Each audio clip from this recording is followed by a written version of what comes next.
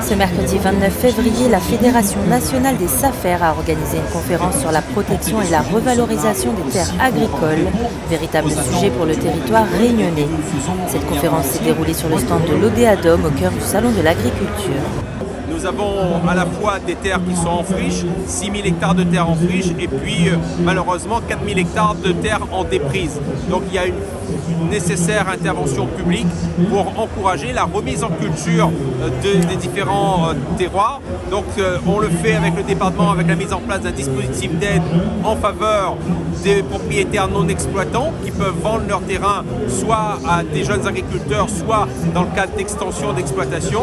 Et puis surtout, je l'ai rappelé, qu'à La Réunion, nous mettons en place un certain nombre d'outils, notamment le PAEN porté par la collectivité départementale qui consiste à mettre dans le marbre le foncier agricole, notamment là où il y a eu des interventions publiques, par exemple les périmètres irrigués.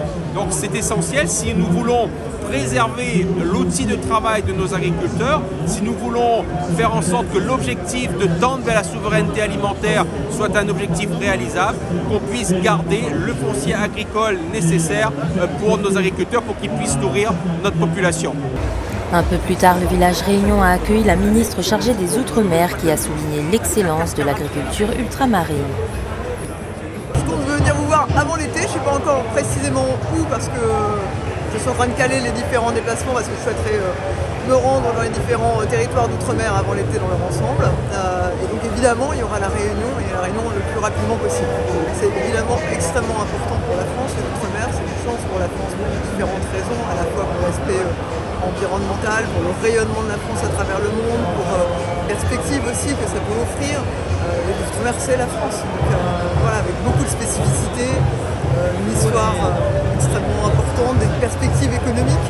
Donc oui, c'est très important d'être là et aussi sur le salon pour apporter un soutien et un témoignage de l'excellence de l'agriculture ultramarine.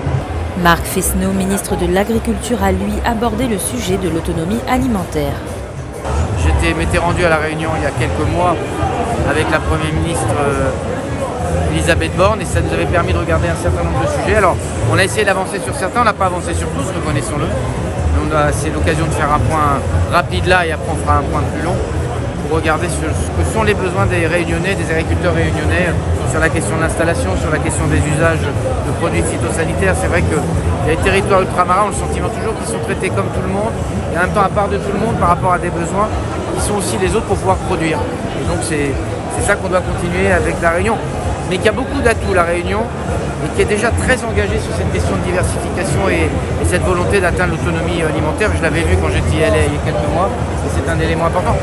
C'est important pour les territoires ultramarins d'accéder à cette autonomie alimentaire parce qu'on a bien vu dans la crise Covid, dans la crise de l'inflation, à quel point après localement c'est extrêmement pénalisant dans ces épisodes-là parce que c'est le pouvoir d'achat des habitants de ces terres qui sont pénalisés très fortement, beaucoup plus que dans l'Hexagone.